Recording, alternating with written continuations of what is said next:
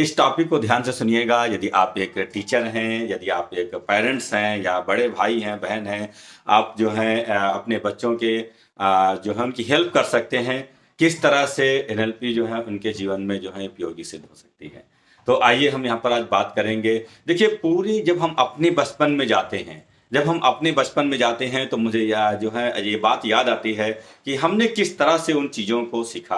पूरी दुनिया में वैज्ञानिकों ने इस बात को जो है पता लगाया कि 60% जो बच्चे होते हैं वे विजुअल होते हैं, चीज़ों को देख करके याद करते हैं 60%। और जो 40% जो बच्चे होते हैं ये ऑडिटरी होते हैं, ऑडिटरी और प्लस कानेस्थेटिक होते हैं। कानेस्थेटिकली कहने का मतलब यह है कि 40% में जो ये 60% पूरी दुनिया के बच्चे जो हैं, ये 60% बच्चे विजुअल, वो चीजों को दृश्य मतलब देख करके सीखना चाहते हैं। और 40% में जो है ऑडिटरी कानेस्थेटिक। 40% में रेशियो उनका थोड़ा थोड़ा होता है। उसमें कुछ बच्चे जो है सुन करके बहुत अच्छे से जो है आप उनको एक्सप्लेन कर दीजिए, वो बहुत अच्छे से बच्चे समझ लेते हैं। कुछ बच्चे जो होते हैं वो कॉन्स्टेंटली होते हैं, वो जो हैं जिनको स्लो लर्नर बोलते हैं। यहाँ पर हम वार्निंग करना चाहेंगे, यदि आप एक टीचर हैं तो प्लीज़ आप जो हैं, जो बच्चे कॉन्स्टेंटिकली हैं, जो वो कॉन्स्टेंटिक ओरिएंटेड हैं, मतलब जो फीलिंग्स को जो है अपनी सेंसेस को जो यूज करते हैं, अपनी फीलिंग्स को जो बॉडी में जो है उसके हिसाब से जो सीखना चाहते हैं, वो थोड़ा देर में सीख पाते हैं क्योंकि वो फील करते हैं, उस चीज़ों को फील करते हैं। आप अगर जो उन गर्मी की बात करेंगे तो वो गर्मी को अपनी बॉडी में फील करेंगे। यदि आप ठंडी की बात करेंगे तो ठंडक को महसूस करेंगे पहले। तो ये जो चीज़ें होती हैं, ये जो है बच्चों के ऊपर डिपेंड करता है कि किस तरह से बच्चे अपने क्लास में सीखते हैं।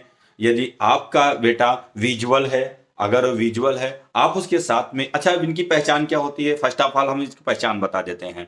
तो पहचान बताने से पहले मैं अपने बारे में बताना चाहूँगा कि यदि आप अभी तक हमारे पहले की वीडियो ना देखे हों तो वो हमारे जो हैं हमारे चैनल पे जाकर के हमारे पहले की वीडियो जरूर देख लें, जिससे कि ये आपका टॉपिक जो है आज का बहुत अच्छे से समझ में आए। और यदि आप मेरे चैनल को सब्सक्राइब नहीं किए हैं तो सब्सक्राइब कर लें, जिससे आने वाले वीडियो आपको बहुत ही समय से उनका नोटिफिकेशन मिलते रहें।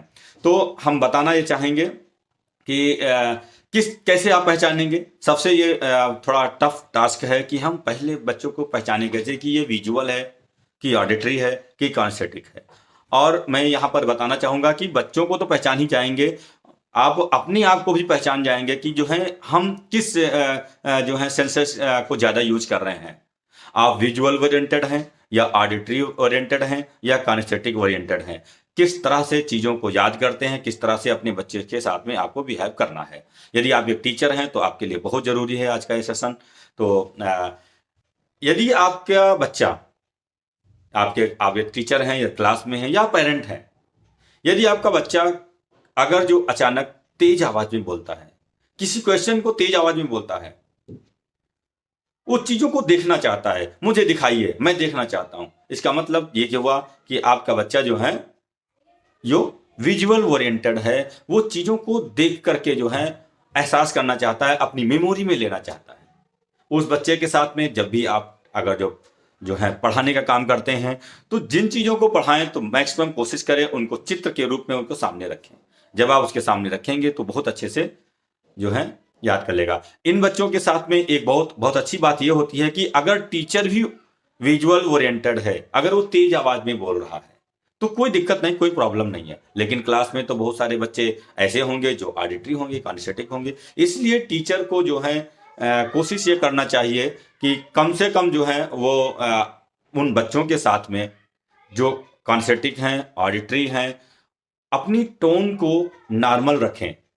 किसी बच्चे से अगर कोई बच्चा तेज आवाज में बात कर रहा है तो आप उससे, अगर आप विजुअल ओरिएंटेड हैं और वो बच्चा भी विजुअल ओरिएंटेड है, यदि आप तेज आवाज में बोलेंगे तो कोई बात नहीं। लेकिन अगर वो कानेस्थेटिक है, ऑडिटरी है और फिर आप अगर उससे तेज आवाज में बोल रहे हैं तो वो ऑडिटरी है तो वो ये सोचेगा कि हमें बहुत तेज आवाज में मुझे सर डांट रहे हैं या मैम डांट रही हैं।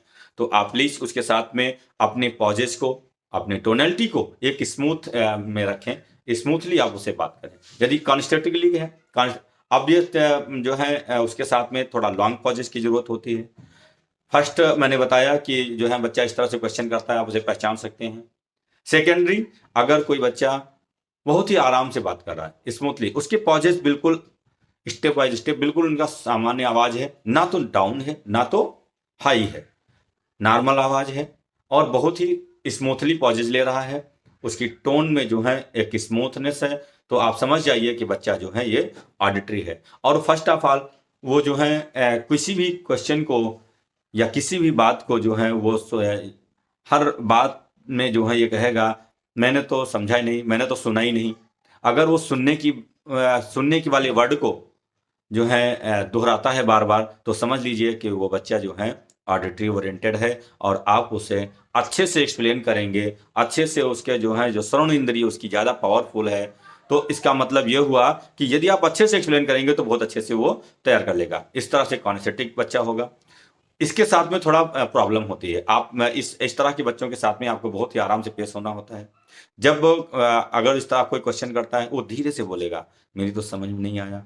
अब उस समय अगर आप तेज आवाज में बोल रहे हैं तो बच्चा डर जाएगा, या आपका बेटा होगा यदि आप टीचर हैं तो डर जाएगा, फिर आपको हिम्मत ही नहीं करेगा दोबारा पूछने की, और वो उसकी समझ में नहीं आएगा दोबारा कि आपने क्या समझाया क्या बताया। इस तरह के बच्चे को टीचर अक्सर जो है बोल देते हैं ये स्लो लर्नर है। नहीं, स्लो लर्नर नहीं है वो। आप एक बार उसको जो है सिखा करके देखिए तो वो अपनी बॉडी में फील कर रहा है। आपको पहचानना है क्या बच्चा, उसके शरीर में कोई वाइब्रेशंस तो नहीं है, कंपन तो नहीं है, उसका चेहरा लाल तो नहीं हो रहा है, अपनी हाथों को अगर जो दबा रहा है या गाल को टच कर रहा है, कहीं कोई बॉडी को टच कर रहा है, इसका मतलब वो कॉन्सेप्टिक ओरिएंटेड है। उसको जो है फीलिंग्स की जरूरत है, आप उसको प्यार से समझाएंगे तो वो समझ जाएगा। इसी तरह से आप अपने आप पर भी इस एनएलपी को लागू करके देखें कि आप विजुअल ओरिएंटेड हैं या ऑडिटरी ओरिएंटेड हैं या कॉन्सेप्टिक ओरिएंटेड हैं। तो आपको ये बात ये समझ में आ जाएगी, तो आपको अपने बच्चे के साथ में जो है उसके से किस तरह से जो है पेश आना चाहिए, आपको अच्छी तरह समझ में आएगा।